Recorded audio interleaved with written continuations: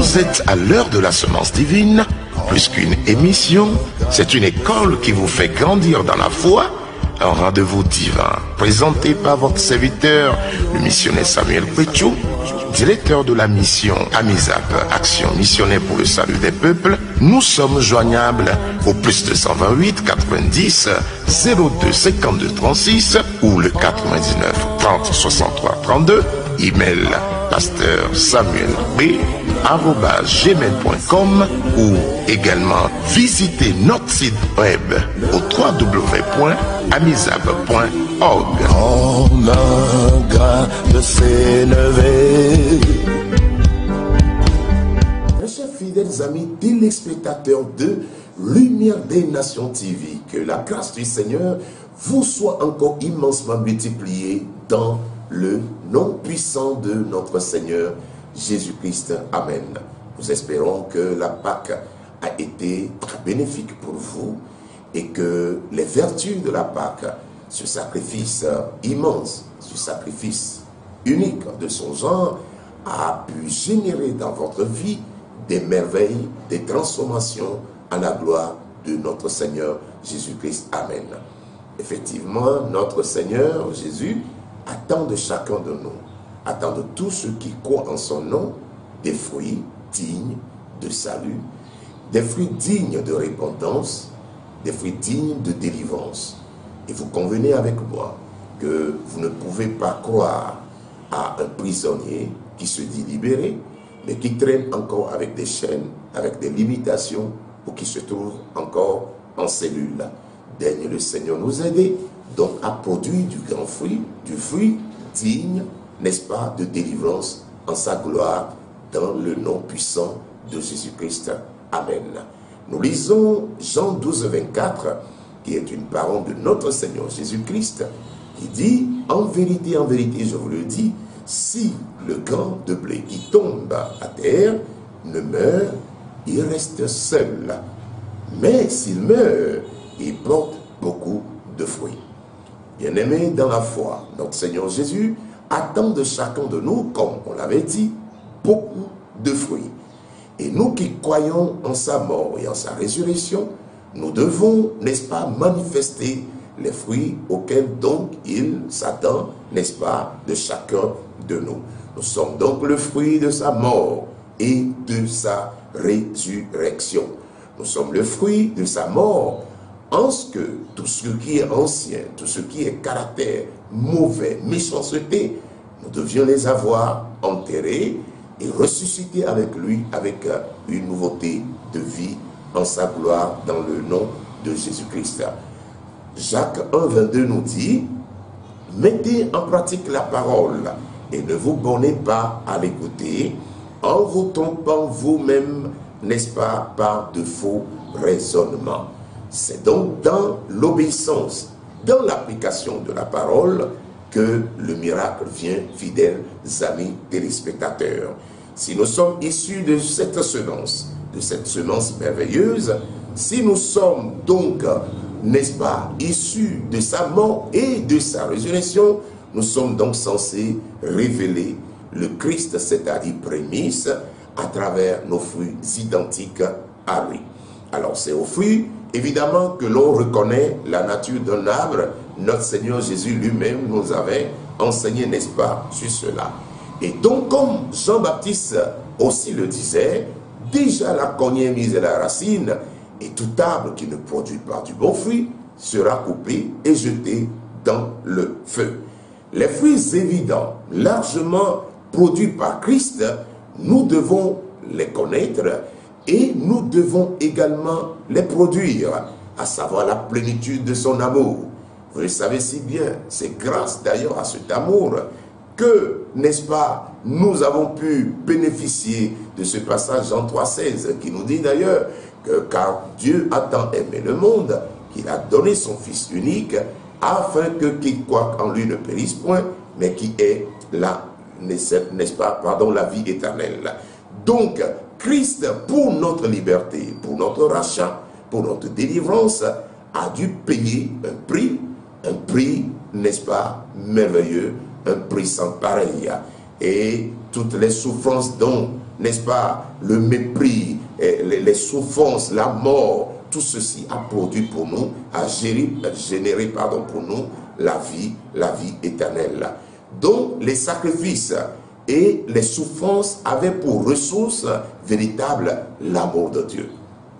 L'amour de Dieu, c'est ce qu'il nous demande d'ailleurs de manifester. Chaque enfant de Dieu est censé produire de l'amour. Si nous sommes véritablement issus de lui, si nous sommes véritablement issus de sa mort et de sa résurrection, nous devons naturellement produire de l'amour. L'amour est une marque d'identification de tout enfant de Dieu, de tout né de Dieu.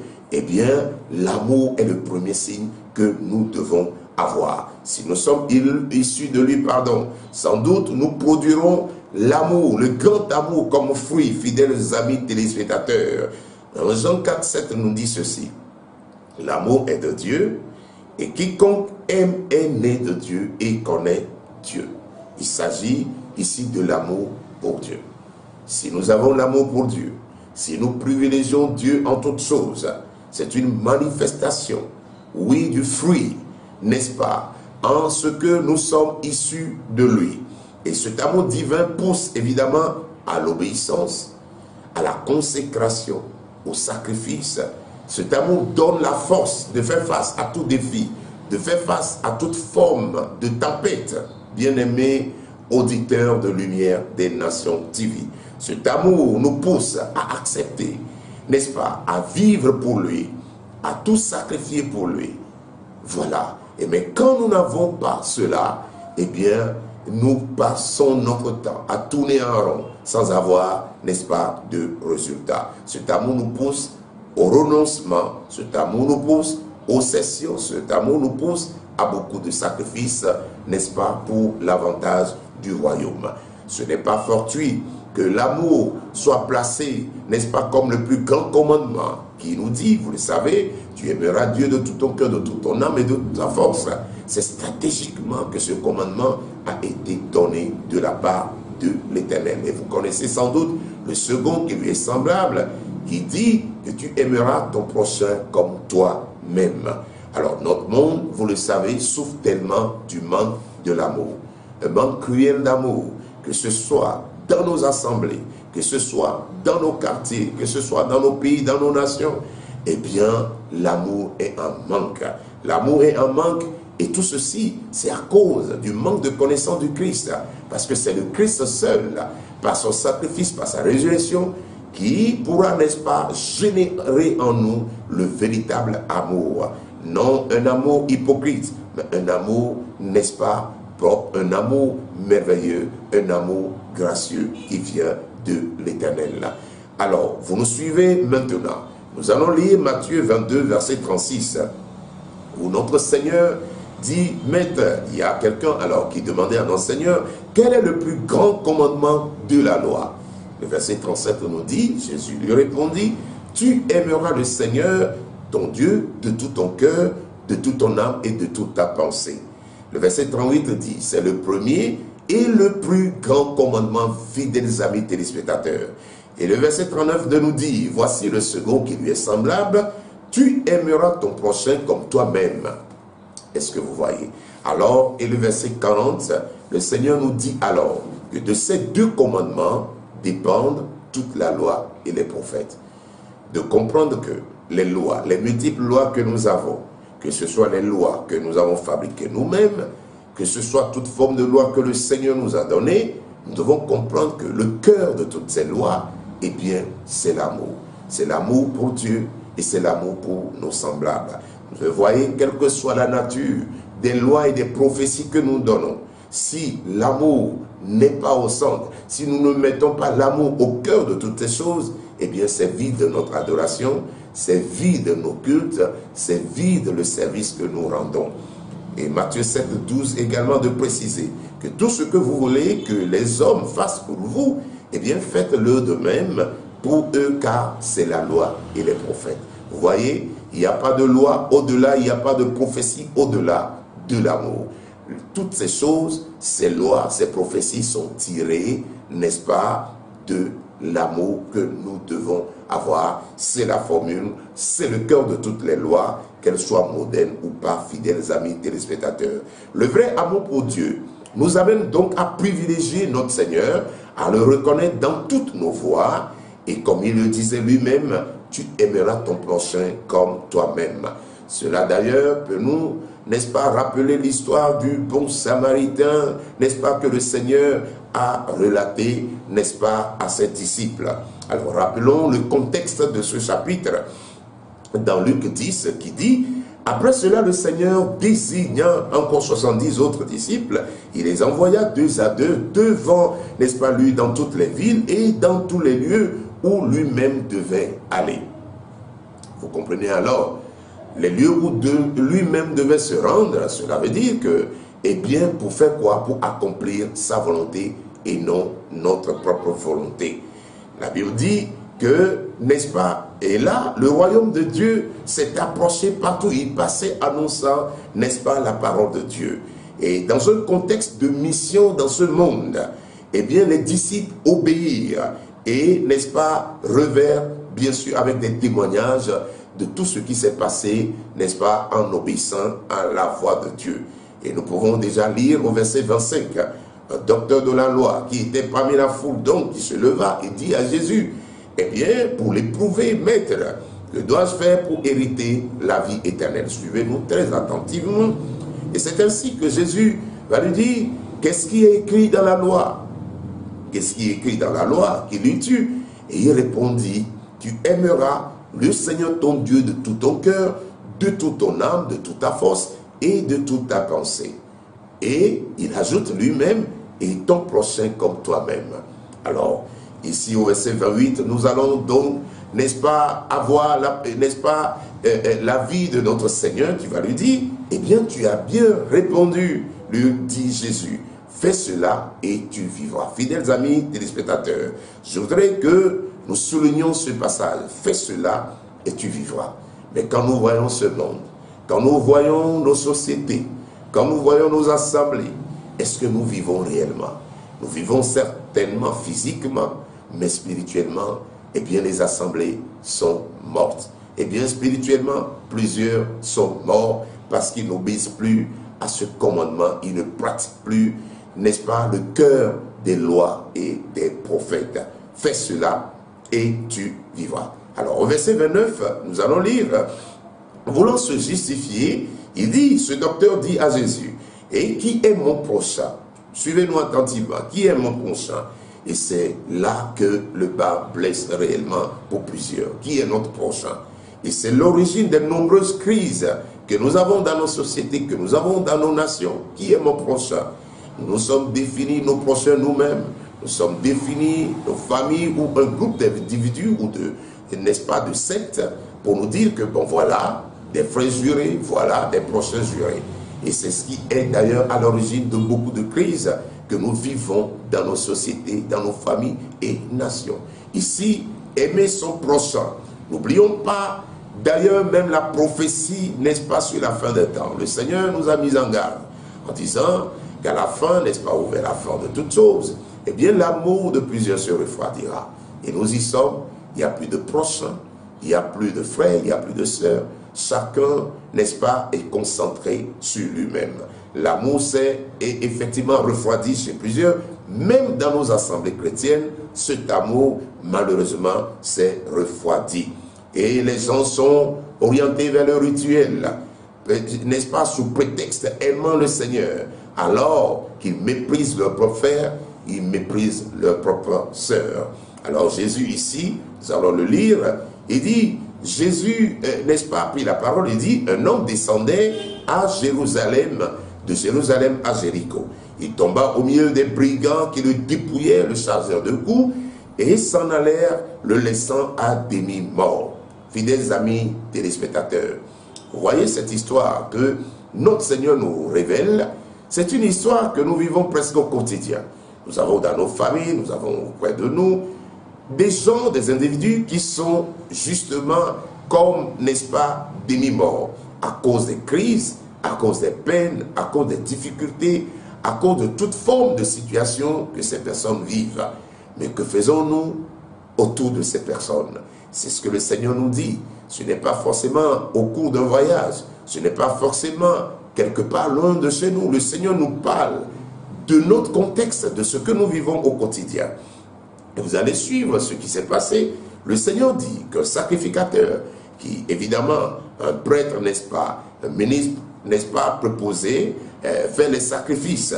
Eh bien, ces personnes, comme un sacrificateur, un homme de Dieu, la Bible nous dit, qui par hasard descendait par le même chemin, ayant vu cet homme, passa outre. C'est-à-dire, passa sans rien faire, sans compassion. Cela ne le toucha point. Et c'est de ce que nous parlons. L'amour a disparu des cœurs. Les cœurs se sont endurcis. Les cœurs se sont rebellés. Que ce soit même dans nos propres églises, eh bien l'amour a disparu. L'amour est devenu hypocrite et l'on n'est plus capable, n'est-ce pas, de compatir avec nos frères ou nos sœurs. La Bible nous dit ici aussi, un lévite aussi qui est un homme de Dieu, arriva aussi, passa dans ce lieu, l'ayant vu, passa outre également. Voici des serviteurs de Dieu. Voici des chrétiens de notre génération. Que faisons-nous de l'amour? Que faisons-nous de ce fruit merveilleux, de ce joyau qui est censé, n'est-ce pas, porté par chaque croyant, par chaque chrétien, étant issu de la mort et de la résurrection de notre Seigneur Jésus-Christ. Malheureusement, ces deux hommes de Dieu, ces deux serviteurs de Dieu, comme les chrétiens de notre génération, n'est-ce pas, passa outre. Le verset 33, surprise, va nous dire ceci. La Bible nous dit que, mais un Samaritain, les Samaritains souvent jugés de païens, des personnes de mauvaise vie, vous allez voir, alors qui voyageait, étant venu là, fut ému de compassion. Je vous prie de souligner dans votre Bible, ému de compassion. La compassion a disparu des cœurs. La compassion a disparu de nos nations. La compassion a disparu de nos familles. Et comment se fait-il qu'un Samaritain, passant par là, ému de compassion, ayant vu, n'est-ce pas, cette personne redoucou, eh bien, son cœur a été touché. Chers amis téléspectateurs, est-ce que vous sentez encore votre cœur ébranlé lorsque vous voyez vos frères, lorsque vous voyez vos sœurs en difficulté? Est-ce que vous avez votre cœur qui est touché? Et si le cœur est touché, que faites-vous alors? Parce que la compassion pousse à l'action. La compassion ne se limite pas aux mots, aux paroles, mais la compassion pousse à l'action et on mène l'action sans savoir même qu'on est en train de s'investir ou d'investir dans l'autre. Alors ici nous voyons, la Bible nous dit au verset 34 qu'il s'approcha et banda ses plaies en y versant de l'huile et du vin, puis le mit sur sa propre monture, le conduisit à une hôtellerie et prit soin de lui. Combien d'entre nous, n'est-ce pas, pour encore faire la même chose? Eh bien, c'est difficile pour nous, à cause de plusieurs raisons, vous dira-t-on. La déception, parce que X a fait ceci, parce que Y a fait ceci, eh bien, on n'est plus capable de manifester l'amour, de manifester la compassion à l'endroit de nos frères et de nos sœurs. Et voyez ce bon Samaritain, vraiment bon. La Bible dit le lendemain, il tira encore 2 deniers, les donna à l'autre et dit, aie soin de lui et ce que tu dépenseras de plus, je te le rendrai à mon retour. Voyez-vous, son cœur est attaché à l'état de cet homme blessé. Lequel de ces 3 maintenant te semble avoir été le prochain de celui qui était tombé au milieu des brigands? Voici comment le Seigneur veut nous instruire sur ce qui est notre prochain. Qui est alors prochain de cet homme roué de coups? Qui est alors prochain de ces milliers de personnes en train de souffrir? Qui est alors prochain de ces peuples encore dans les ténèbres? De ces personnes malades, souffrant, encore accablées de toute forme de peine? Qui est alors le prochain? Est-ce qu'il y a encore des prochains maintenant? De ces 3 hommes, 2 serviteurs de Dieu et quelqu'un, n'est-ce pas, qui est méprisé, peut-être en la matière de la connaissance de Dieu et autres, eh bien c'est cet homme-là qui vient surprendre tout le monde comme notre génération. Alors, il va demander à cet homme, à ce docteur de la loi, un but de lui-même, un but de lui-même. et il va lui démontrer en réalité ce qu'il fallait faire pour vivre. Et le Seigneur, à cette question, effectivement de façon littérale, de façon théologique, intellectuelle, eh bien cet homme va répondre, c'est celui qui a exercé la miséricorde envers lui, répondit le docteur de la loi. Et Jésus va lui dire, eh oui, ça, effectivement, va, et toi fais de même. Autrement dit, quand le Seigneur dit et recommande à ce docteur de la loi, va et fais de même, cela veut dire que ce docteur de la loi est en manque comme notre génération. Où en sommes-nous, fidèles téléspectateurs, vous qui nous suivez maintenant sur Lumière des Nations TV, où en sommes-nous vis-à-vis, n'est-ce pas, de l'amour, vis-à-vis de la compassion que nous devons avoir manifestée envers nos frères, envers nos sœurs, envers les peuples en besoin. Combien ne sont-ils pas, n'est-ce pas, que nous dépassons au quotidien, dans nos propres maisons, dans nos propres quartiers, dans nos propres nations, sans en prendre soin, pendant que le Seigneur nous a ressourcés, pendant que le Seigneur nous a donné toutes les grâces nécessaires pour que nous puissions prendre soin de nos frères. Où en sommes-nous avec l'amour? L'amour de Dieu, le premier fruit que nous sommes censés porter. Le premier fruit, d'ailleurs le plus grand commandement que le Seigneur nous donne. Les autres lois, les autres prophéties, les dons de puissance que nous manifestons, fidèles amis téléspectateurs, ne sont pas plus grands que l'amour que nous devons avoir à l'endroit de Dieu et à l'endroit de nos semblables. L'amour génère au renoncement, l'amour génère au sacrifice, l'amour génère beaucoup de choses. Oui, nous, avec l'amour, nous sommes capables, n'est-ce pas, de renoncer même à beaucoup de richesses que ce siècle-là nous offre. Est-ce que vous nous suivez, fidèles amis téléspectateurs? Renoncer à soi-même. Et notre Seigneur Jésus en a fait preuve. Même on se rappelle, n'est-ce pas, à Gethsémane, pendant que la souffrance était vive, pendant que nous pouvons lire Luc 22, 42, la Bible dit là que notre Seigneur Jésus disant, Père, si tu voulais, éloigner de moi cette coupe, toutefois que ma volonté ne se fasse pas, mais la tienne. Est-ce que vous nous suivez, fidèles amis téléspectateurs? C'est ainsi que le Seigneur attend de chacun de nous que nous puissions privilégier l'amour, porter du fruit digne, du fruit d'amour. Quelle marque de soumission à un moment délicat, quelle marque, n'est-ce pas, malgré la souffrance de notre Seigneur Jésus, il va se soumettre à son Père. Il va se soumettre à son Père pour accomplir la volonté de son Père. La préoccupation de Jésus était de plaire à son Père céleste au détriment d'un intérêt personnel, au détriment de sa propre vie, au détriment de tout ce qui est égoïste, fidèles amis téléspectateurs. Est-ce que vous nous suivez? Il a dit lui-même, je suis descendu du ciel pour faire non pas ma volonté, mais la volonté de celui qui m'a envoyé. Jean 6, verset 38. Alors nous lisons comme conséquent Philippiens 2, 4, 8 qui nous dit que chacun de vous, au lieu de considérer ses propres intérêts, considère aussi ceux des autres, fidèles amis téléspectateurs. Considère aussi ceux des autres. Ayez en vous les sentiments qui étaient en Jésus-Christ, lequel existant en forme de Dieu, n'a point regardé comme une proie à arracher, d'être égal avec Dieu. Est-ce que vous me suivez? Malgré sa position, malgré son élévation, malgré tout ce que le Seigneur lui a accordé, eh bien, il était loin de pouvoir en faire une occasion, une opportunité pour dominer les autres, pour écraser les autres, comme plusieurs de ce siècle savent le faire. Nous prions au Seigneur, bénis-nous. Oui, Seigneur, nous voulons être hissés, nous voulons avoir telle position. Mais que faisons-nous de cette grâce que le Seigneur nous accorde? Nous devons, n'est-ce pas, être des imitateurs de notre Maître, de notre Seigneur Jésus. Lui, la Bible nous dit, il sait, malgré son titre, malgré sa hauteur, son élévation, eh bien, il n'a pas saisi cette opportunité, n'est-ce pas, comme le diable sait bien le faire. Il n'a pas saisi cette opportunité pour chercher à être égal à Dieu. Est-ce que vous me suivez? Ce passage révèle plusieurs caractères du Christ. Lorsque nous continuons, il dit, il s'est dépouillé lui-même en prenant une forme de serviteur. Combien aujourd'hui sont encore serviteurs? Tout le monde veut plutôt être servi.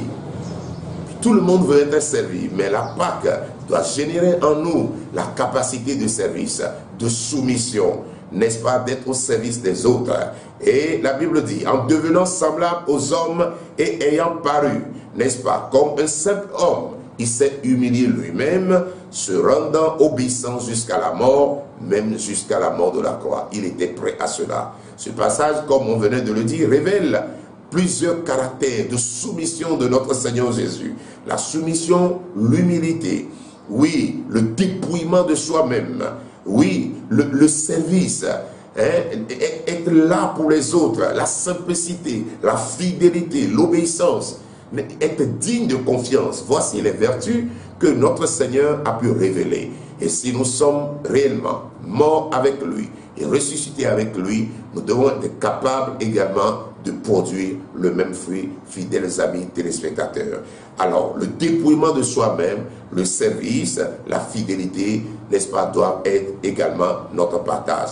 Et lorsque nous continuons les passages, les versets 9 à 11, nous pourrons remarquer que la Bible dit en conséquence que c'est pourquoi la raison, auditeurs, nous qui cherchons à être hissés, voici maintenant les bonnes raisons que le Seigneur, n'est-ce pas, pourra avoir, ou n'est-ce pas, pour pouvoir nous hisser. La Bible dit, c'est pourquoi maintenant, aussi Dieu l'a souverainement élevé et lui a donné le nom qui est au-dessus de tous les noms.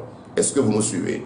Afin qu'au nom de Jésus, maintenant tous genoux fléchissent dans les cieux, sur la terre, et sous la terre, et que toute langue confesse que Jésus-Christ est Seigneur, à la gloire de Dieu le Père. Est-ce que vous nous suivez? Il a payé le prix et il fut élevé.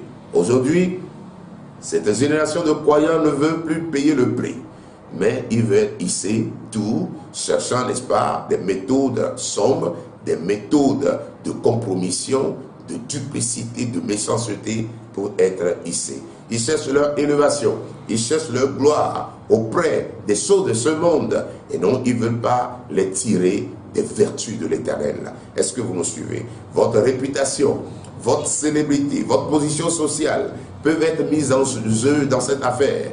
Oui, quand vous aimez le Seigneur, car le Seigneur lui-même nous l'a dit dans ta parole, si quelqu'un veut venir après moi, qu'il renonce à lui-même.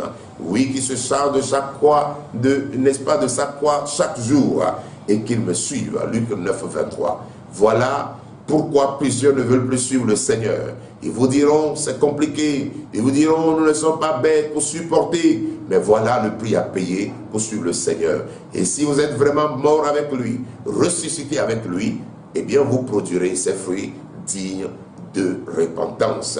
Alors, Jésus privilégié, comme vous pouvez le voir, son royaume, privilégié son Père en toutes choses, sa relation. Nous le voyons tout le temps, aller sur la montagne, parler avec son Père. Il privilégiait cela. Et ce n'est qu'après cela qu'il revenait, n'est-ce pas, opérer, n'est-ce pas, au milieu du peuple de Dieu. Dans Luc 14, 26, nous pouvons lire Jésus qui dit ceci, « Celui qui vient à moi doit me préférer à son Père, sa mère, sa femme, ses enfants, ses frères, ses sœurs et même sa propre personne. » Est-ce que vous nous suivez, chers amis téléspectateurs? Sinon, il ne peut pas être mon disciple. Oui, nous ne pouvons pas être disciples de Jésus, n'est-ce pas, privilégiant le monde plus que celui qui, n'est-ce pas, nous a rachetés, celui qui a payé un grand prix pour nous, fidèles amis téléspectateurs. La famille peut nous empêcher, n'est-ce pas, de révéler ou de porter des fruits dignes de Jésus. Notre société, notre travail, tout ce qui nous entoure peut chercher, n'est-ce pas, à nous ébranler, à enlever, à arracher de nous les meilleurs sentiments qui étaient en Christ et que nous devons garder si nous sommes vraiment morts avec lui et si nous sommes ressuscités avec lui.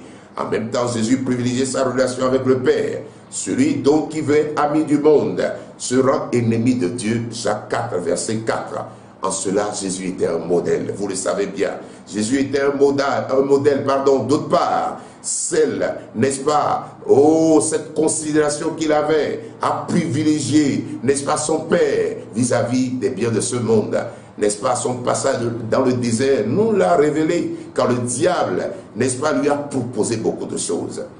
Fidèles amis téléspectateurs, que faisons-nous? Que faisons-nous dans notre désert?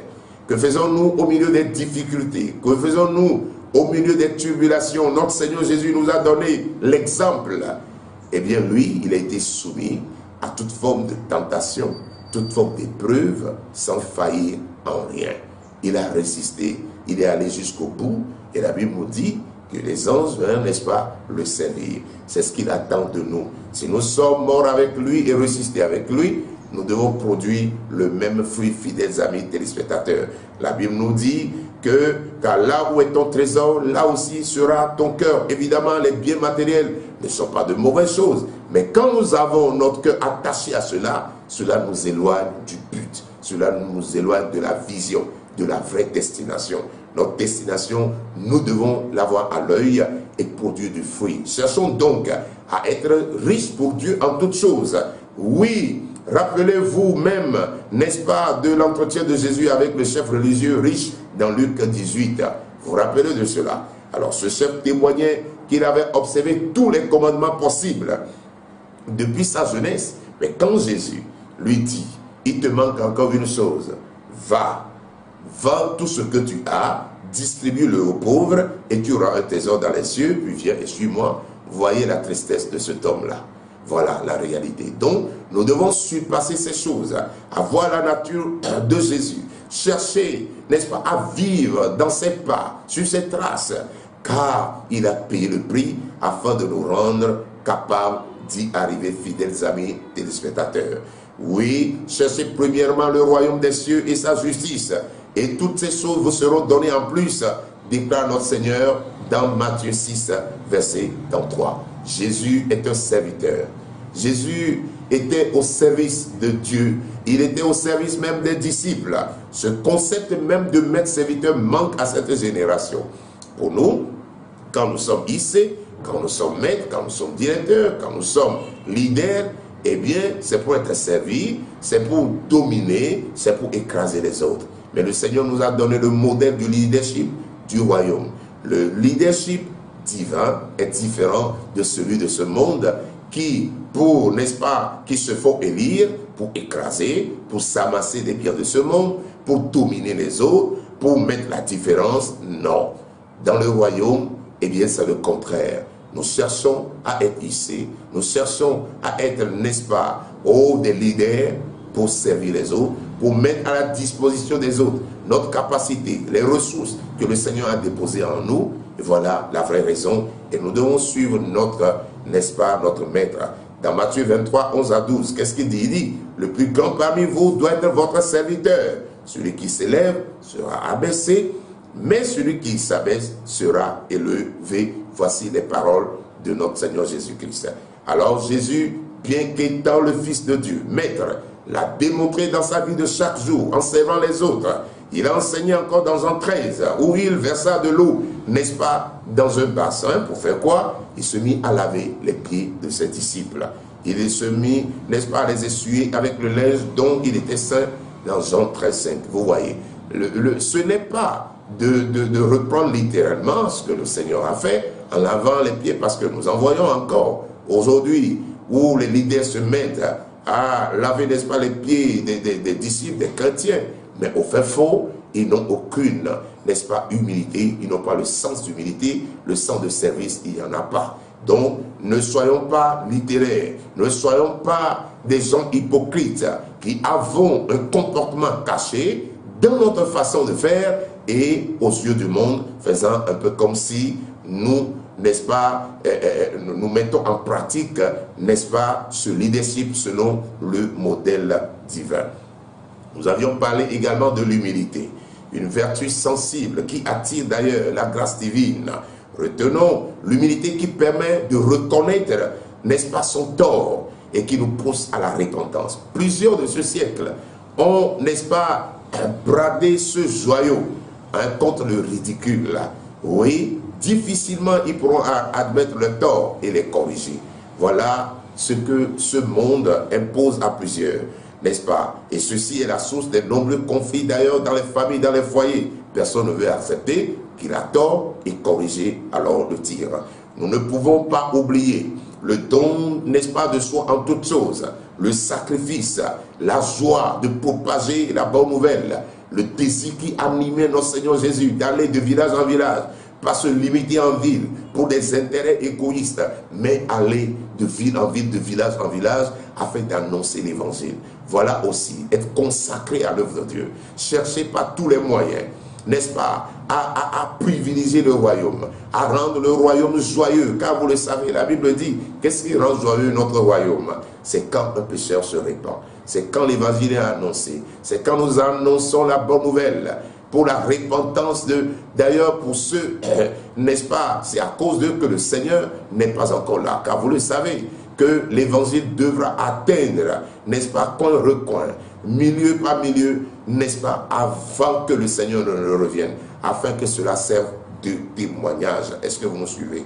Nous n'oublions pas, n'est-ce pas, le pardon mutuel. Tout ceci n'est que le fruit que nous devons porter. Nous qui sommes issus de sa mort et de sa résurrection, eh bien, nous qui avons saisi le vrai sens de la Pâque, eh bien, nous devons produire du fruit. Oui, le pardon. La Bible dit, pardonnez-vous réciproquement. De même que Christ vous a pardonné, pardonnez-vous aussi. Est-ce que vous nous suivez, fidèles amis téléspectateurs? Nous pouvons le lire dans Colossiens 3,13.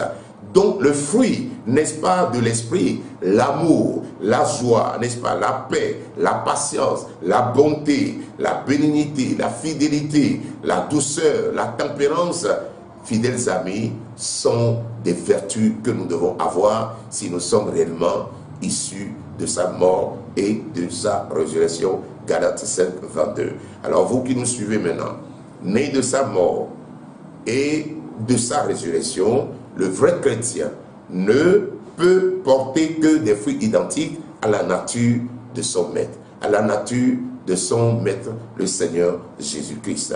À moins qu'il décide de se greffer à ce monde pourri, ce monde avec son système, à moins qu'il, n'est-ce pas, s'attache encore à cette vieille nature qu'il avait. Vous savez, quand on parle de la nature, c'est une capacité, n'est-ce pas, de faire, n'est-ce pas, sans beaucoup réfléchir. C'est une aptitude que nous avons.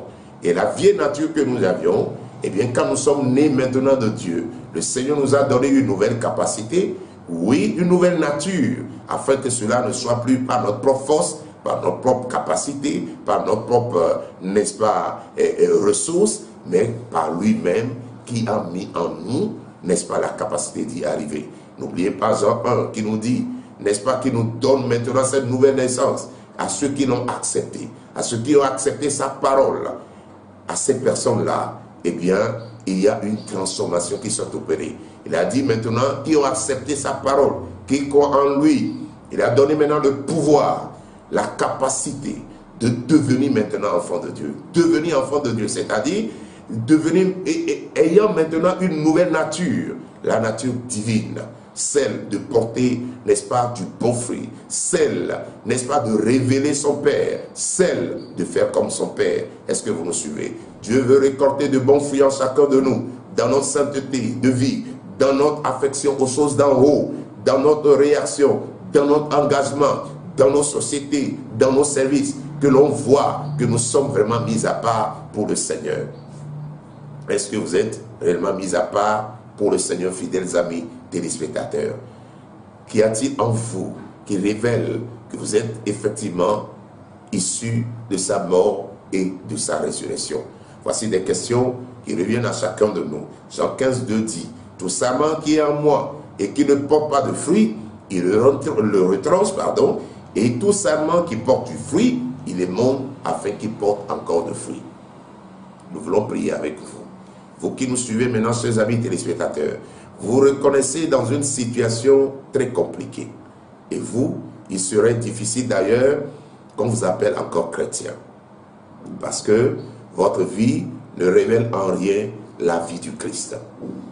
Nous voulons prier avec vous. Nous voulons prier avec vous.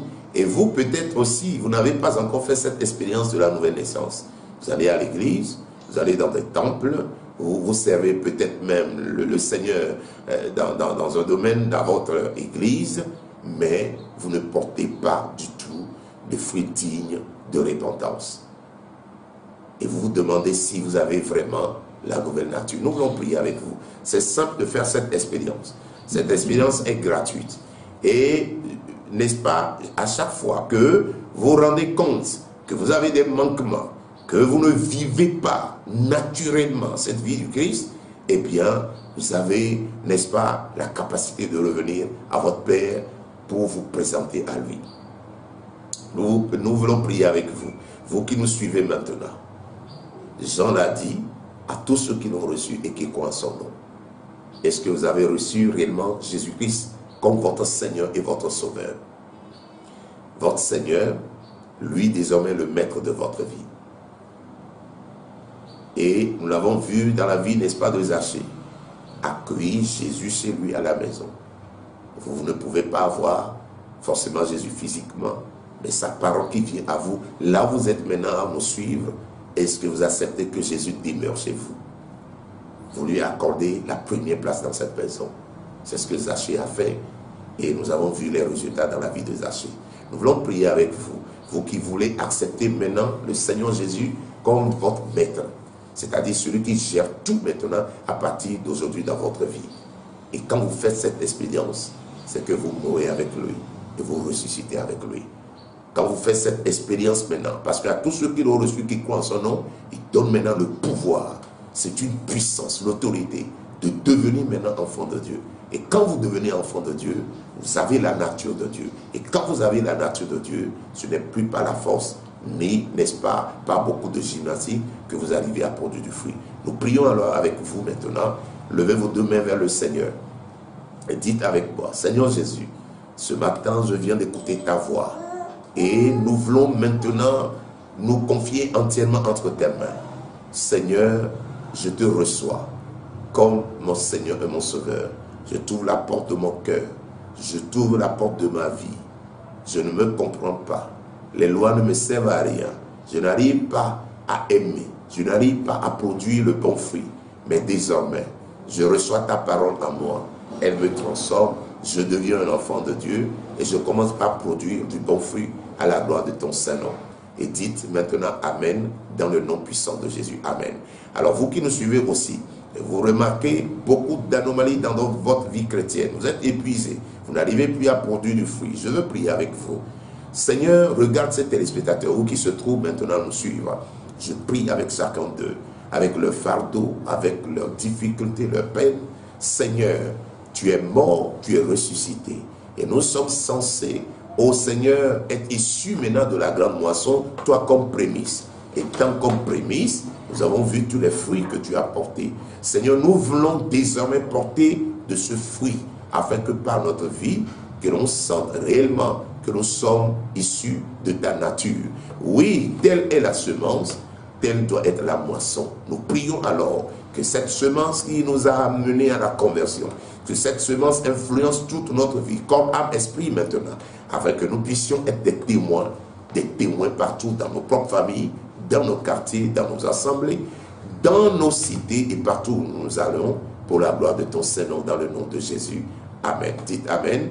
Que la paix du Seigneur soit avec vous, que la grâce du Seigneur vous soit multipliée, et que désormais, à travers votre vie, à travers vos témoignages, que l'on puisse, n'est-ce pas, avoir la soif également de désirer votre Seigneur, votre Sauveur. Soyez bénis, que la paix du Seigneur demeure avec vous, dans le nom puissant de Jésus-Christ. Nous avons prié. Amen. Shalom, shalom, shalom. Ô Seigneur, nous voici dans ta présence. Nous voici dans ta présence. Nous voici dans ta présence, Seigneur. Nous voici dans ta présence pour t'adorer, Seigneur. Nous voici dans ta présence. Dans ta présence. Nous voici. Oh oui. Dans ta présence, Seigneur. Oui, Seigneur. Nous voici dans ta présence. Oh, Pour t'adorer, Seigneur. me voici devant ton trône. Me voici devant ton trône, Seigneur. Me voici devant ton trône.